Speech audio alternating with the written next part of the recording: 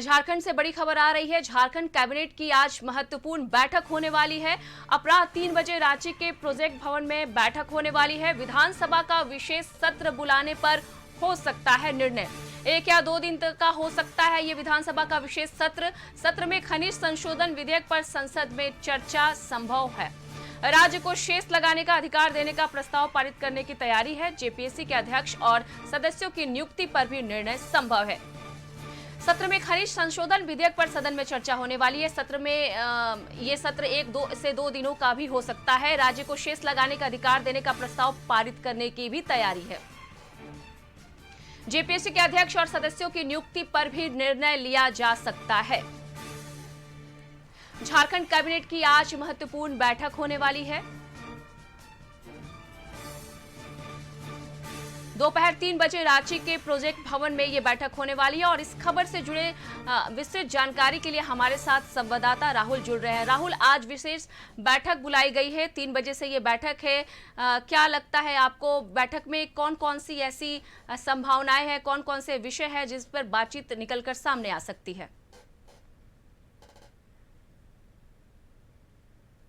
Cabinet की जो बैठक है रूटीन बैठक है, विशेष बैठक कैबिनेट की नहीं बुलाई गई और 3 बजे से ये बैठक शुरू होगी। कैबिनेट भवन में मुख्यमंत्री हेमंत सोरेन की अध्यक्षता में मंत्रिपरिषद की बैठक होगी। मंत्री परिषद के बैठक में कई प्रस्तावों पर मुहर लगने की उम्मीद है। करीब 2 दर्जन से अधिक प्रस्ताव जो है मंत्रिपरिषद के अंदर रखे जाएंगे और उस पर मंजूरी मिलने की उम्मीद जताई जा रही है, जिसमें से 2200 के आसपास जो सहायक पुलिसकर्मी हैं उनकी सेवा विस्तार को लेकर बातें हो सकती हैं और मंजूरी कैबिनेट से मिल सकती है, क्योंकि 2200 ये जो सहायक पुलिसकर्मी हैं 12 नक्सल प्रभावित जिलों में ड्यूटी में तैनात रहे हैं और उनका जो अवधि है वो पूरी हो गई है, तो अवधि विस्तार करने की उम्मीद जताई जा रही है। कैबिनेट से मंजूरी मिलेगी अवधि विस्तार को लेकर। इसके अलावा विधानसभा के विशेष सत्र की भी बातें निकलकर सामने आ रही है। हालांकि अभी ये साफ नहीं हो पाया है। हालांकि कैबिनेट की बैठक में इस पर चर्चा होने की संभावना जताई जा रही है, क्योंकि एमएमडीआर जो बिल है उसके विरोध में हेमंत सोरेन सरकार ने आंदोलन की तैयारी की है और आंदोलन की रूपरेखा भी तय हो चुकी है। 30 तारीख तक जो है जन जागरण अभियान चलाया जाएगा और 7 तारीख को पूरे प्रदेश में ब्लॉक स्तर पर प्रदर्शन किया जाएगा। ब्लॉक स्तर पर प्रदर्शन करके जो बीडीओ सीओ होंगे उनको डीसी के नाम से ज्ञापन सौंपा जाएगा और डीसी फिर उस ज्ञापन को राष्ट्रपति महोदय को भेजेंगे।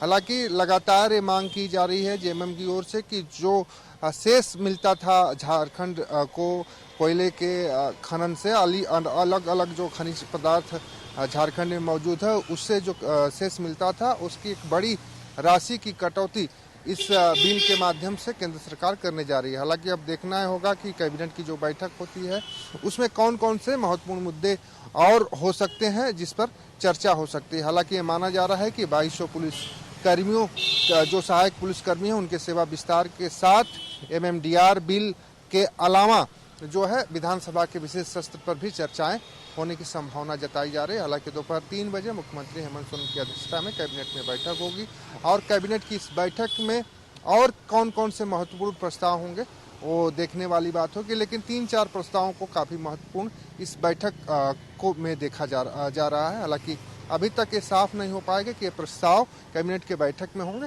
हालांकि अनुमान लगाया जा रहा है कि इन प्रस्तावों पर भी चर्चा कैबिनेट में होगी और कैबिनेट से मंजूरी मिल सकती है।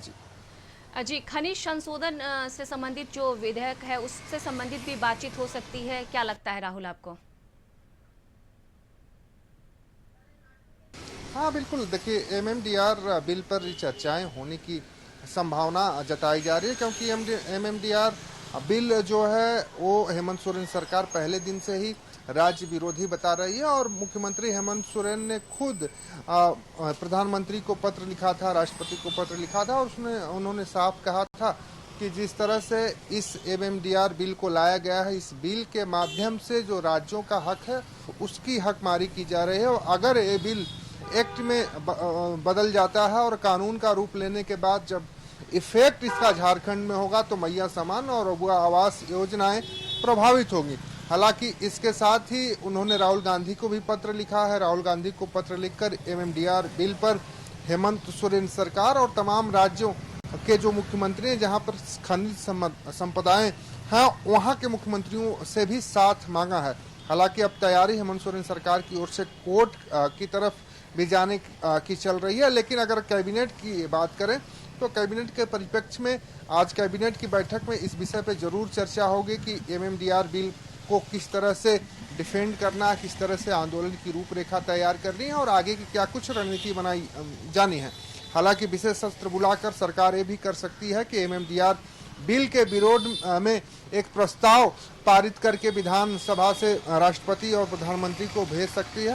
हालांकि उसका खासा असर कुछ नहीं होता, क्योंकि इससे पहले एसआईआर को लेकर भी प्रस्ताव पेश किया गया था सदन में और उसे भेजा गया था केंद्र को, लेकिन उसका भी कोई असर नहीं हुआ। हालांकि सरकार की ओर से कोशिश होगी कि पुरजोर विरोध इस एमएमडीआर बिल का हो और उससे जो है केंद्र सरकार को असर पड़े और इसे बिल को वापस ले या उसमें कुछ जरूरी और संशोधन करें, क्योंकि सीएम हेमंत सोरेन ने साफ कर दिया है कि इस बिल के माध्यम से राज्यों को जो अतिरिक्त टैक्स मिलता था वो टैक्स मिलना बंद हो जाएगा, जिससे कि राज्यों की आर्थिक स्थिति बिगड़ेगी। और एक अनुमान के मुताबिक 13,000 से 15,000 करोड़ तक का नुकसान राज्यों को झेलना पड़ सकता है। हालांकि एक बड़ी राशि जो टैक्स के रूप में राज्य वसूल रहे थे उस राशि से वंचित होने की संभावना इस बिल के लागू होने पर जताई गई है। हालांकि अब सरकार की ओर से तैयारी है कि इस बिल का पुरजोर विरोध किया जाए और सरकार इसी परिप्रेक्ष्य में तैयारी भी कर रही है। जेएमएम की ओर से भी आंदोलन की रूपरेखा तय करके कार्यक्रम चलाया जा रहा है। कांग्रेस भी 27 तारीख को इस एमएमडीआर बिल पर प्रदर्शन जो है रांची राजधानी में करेंगे। तो वहीं आज कैबिनेट की बैठक में भी एमएमडीआर बिल पर किस तरह से विरोध प्रदर्शन तैयार किया जाए, संयुक्त रूप से किस तरह से विरोध किया जाए, इस पर चर्चा होने की संभावना जताई जा रही है। जी बहुत शुक्रिया राहुल हमसे जुड़ने के लिए और जानकारी साझा करने के लिए। वक्त हो चला है एक छोटे से ब्रेक का।